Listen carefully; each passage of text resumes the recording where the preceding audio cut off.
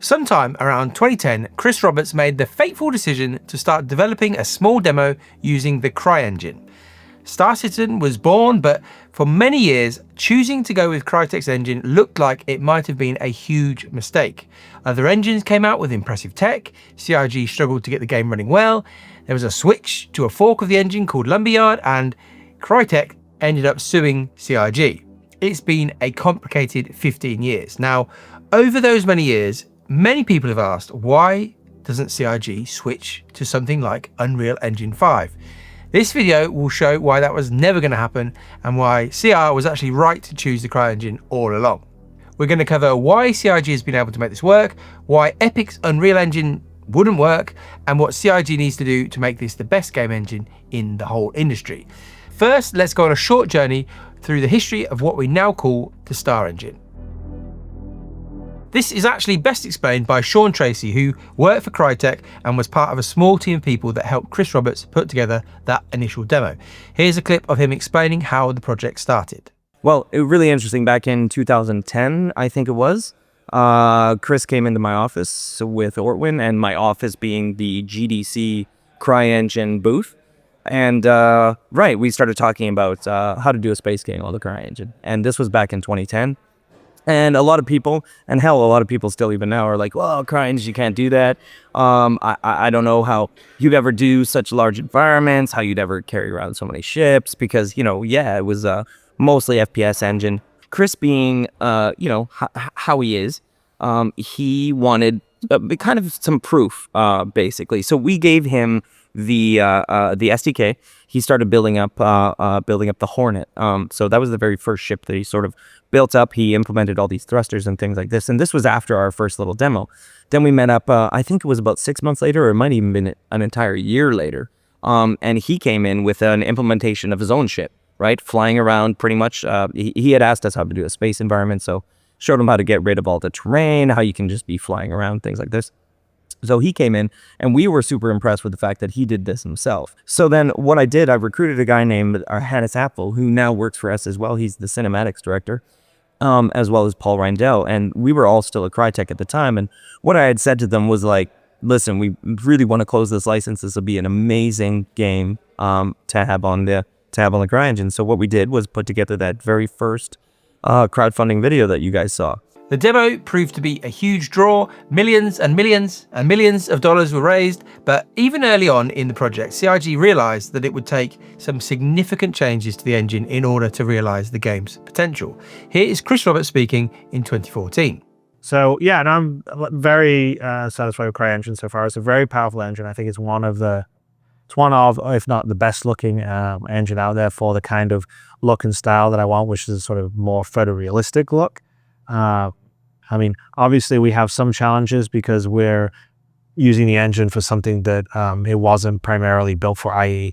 we're having big space, open, like space. We've got vehicles that fly at fast speeds over long distances, whereas CryEngine was built for sort of first-person on-foot combat. So generally their play areas are sort of, 4 kilometers by 4 kilometers or 8 kilometers by 8 kilometers. Ours will be millions of kilometers across. So we have to do modifications to the engine to enable that. But, most of the things I think that I want to get done are getting done. There is some longer term stuff I want to do where we're going to go seamlessly from, say, space down to the planet. This is very long term, not the initial release. But we're pretty sure that we'll be able to get that worked into the framework of the engine. My guess is that down the road, as we're up and running, as we continue to add more content, the engine itself will be so heavily modified that it won't really resemble the base engine it came from, because we've got such specific needs for what we're doing. But yeah, it's a great engine. We're really happy. We really love the look of it. His prediction that the engine would need to be unrecognizable really from the base version of CryEngine was actually spot on. Over the course of development, CryEngine has taken on massive tech projects to attempt to bend the CryEngine to its needs. The conversion to 64-bit precision, the procedural planet tech, object container streaming, persistence, and just at the end of 2024, server meshing finally arrived.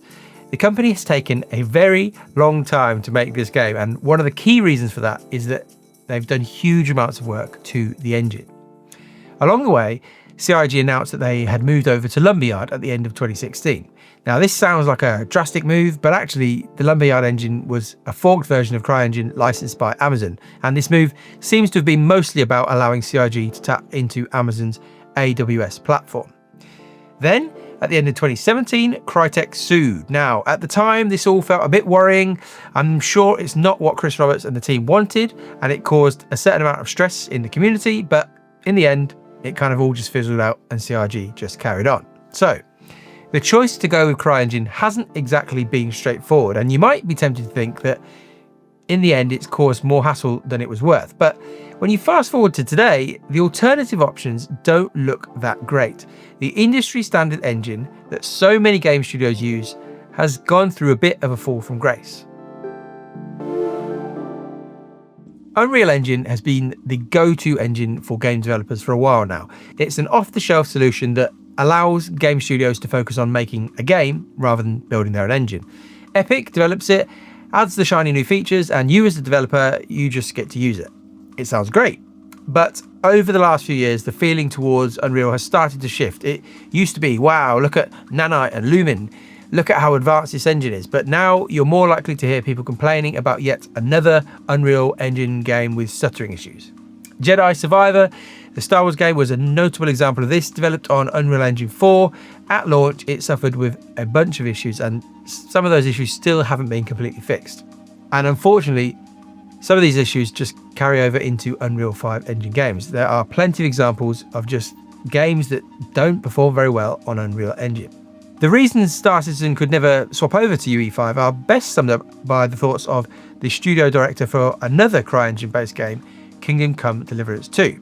KCD 2 has been really well received and by most accounts performs really well. And the co-founder of Warhorse Studios had some pretty blunt things to say about Unreal Engine 5 about a year ago. Here's a section from a Windows Central article. In an interview from 11 months ago, the co-founder of Warhorse Studios, Daniel Vivara, was asked why he chose CryEngine to power Kingdom Come Deliverance 2 versus something like Unreal Engine. At the time, nothing else could handle it like this, and to be fair, Unreal couldn't run it even today, Daniel said in February 2024. He continued, I talked with the guys who are making The Witcher, or from studios that are just trying to make some open world games on Unreal because there aren't really any open world games on Unreal. Assassin's Creed, everything like that is on their own engine. CD Projekt Red just switched to Unreal, even though, in my opinion, they had a really good proprietary engine. I talked to someone whose name I obviously can't say and said to him, so how about Unreal? Great, we already have pieces done like some landscapes. And I said, well, what about the open world? Not yet.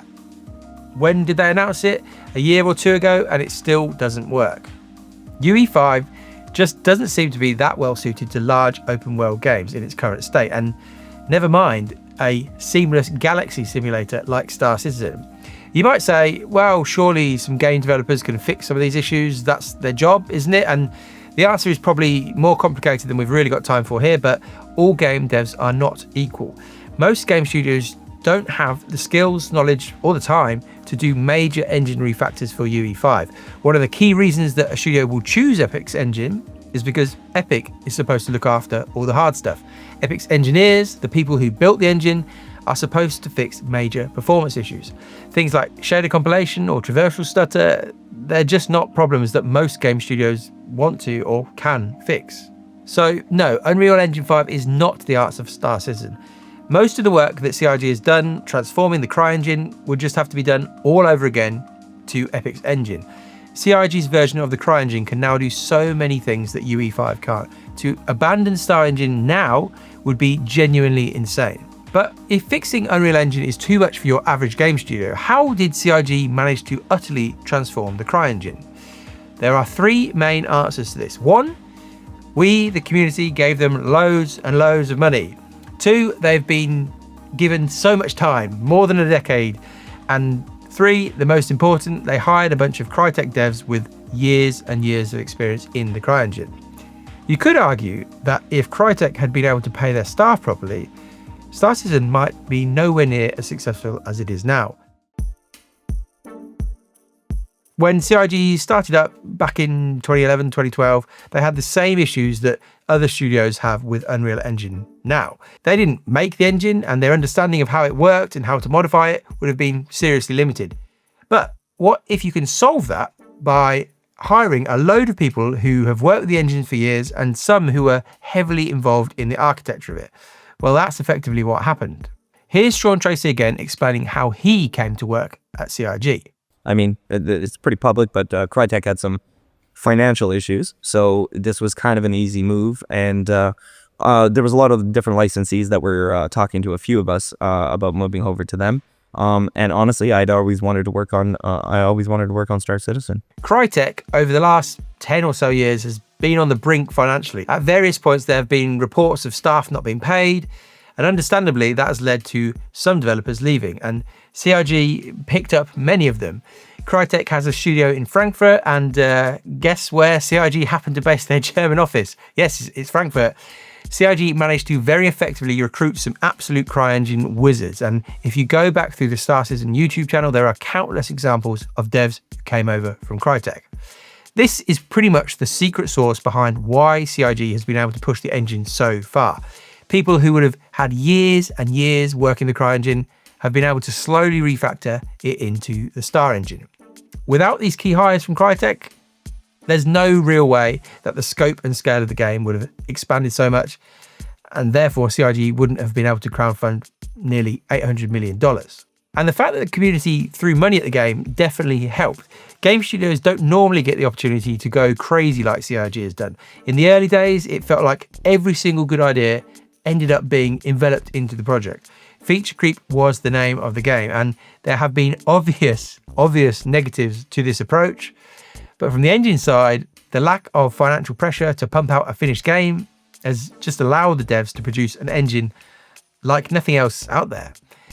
And that money has then allowed for time. Having no publisher for SC has allowed CryEngine to take their sweet time. Things like server meshing that took many years longer than we expected would probably have been cancelled at other game studios for a lesser implementation, but not CryEngine. They just kept going until they got it working. And again, some people might have preferred a scaled down version of Star Citizen that maybe would have released in like 2018, but that's just not what's happened. Unlimited money and unlimited time combined with very talented and experienced CryEngine devs have taken us way past what I was expecting when I first batched the project in 2013. But what is the future of the Star engine? What do they still need to add? Can an engine whose birth was over 2 decades ago compete with modern engines? If CryEngine stopped developing the engine right now, well, it wouldn't be great. Aside from major performance problems, which we'll talk about in a moment, there are still key elements missing from a modern game engine. Ray tracing, whether you love it or hate it, is a requirement for AAA games these days. CryEngine has shown off progress of its ray trace global illumination over the last couple of years. It looks good, and I'm expecting that will probably drop with Squadron 42 and then make its way into the persistent universe sometime later. Last we heard, you will be able to play with a software version of their global illumination system. So unlike some recent games, you won't be forced to play with ray tracing or required to have RT hardware in your GPU, but we'll see. Frame generation is another hot topic. Nvidia has gone all in on using FrameGen as a marketing tool, promising giant frame rates with modest hardware, fake frames as many are calling them. Personally, in certain cases, I think it can be a very useful technology. Again, I would expect that to be an option that arrives with Squadron 42. And then we've got the graphics rendering. DX11 has been used from the start of the project, the base version of CryEngine, that's what it used, but CryEngine has been very slowly rolling out Vulkan. Lots of reasons why they've done this, but it's not really the time to go into them here. They've not finished this task yet. We're still waiting for the version of Vulkan with multi-threaded rendering, but it is in progress. And then there is the big one, the engine development that could take the Star engine to a completely different level, dynamic server meshing. The current version of static server meshing that we have in the live game consists of one shard made up of 10 servers with 600 players. Those 10 servers look after different regions of the game, certain planets, moons, empty space. But the issue with this approach is that you can have certain servers with higher proportion of players and then others with sometimes maybe less than 10 players on them. And therefore server tick rate can vary pretty massively between different regions of the game. The server for Lorville, for example, often has way more players on it than the server looking after Checkmate Station in Pyro, in my experience. Dynamic meshing aims to fix this by allowing servers to dynamically resize as needed. So if, in my example, Checkmate Station only has 15 players on it, that server's influence could either grow to look after more of Pyro, or maybe just be taken over completely by another server.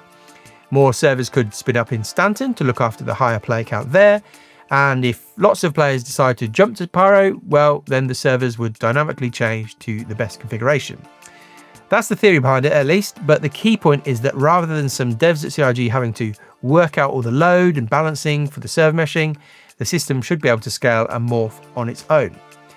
Who knows how far away this is? My prediction is it's probably a while away, but this is what should, in theory, allow for massive player counts. Apart from those big changes to the engine, CryEngine has also laid out their plans for Planet Tech. At last year's CitizenCon, things look like they're going to take another step forward. People sometimes worry about Star Citizen's graphics and maybe they won't hold up, the engine's so old, but Chris Roberts is all about fidelity and immersion, those amazing words, and I really don't think we need to worry about the game's graphics in any way. Compare that first early demo to what we have in game now, and it's complete night and day. I think we can trust the graphics department and the artists. They've done a very good job so far. The last major thing that CryEngine needs to focus on to truly have a next-gen engine is performance. It's no good having all this cool tech, but the frame rate is on the floor. But unfortunately, that has been the story so far.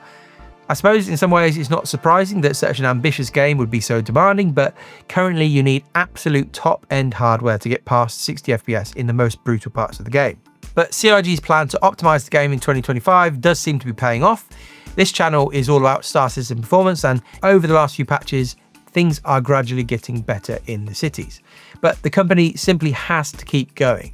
The game is still super tough to run on mid-range hardware. I again think that Star Citizen's performance fate is tied to Squadron 42.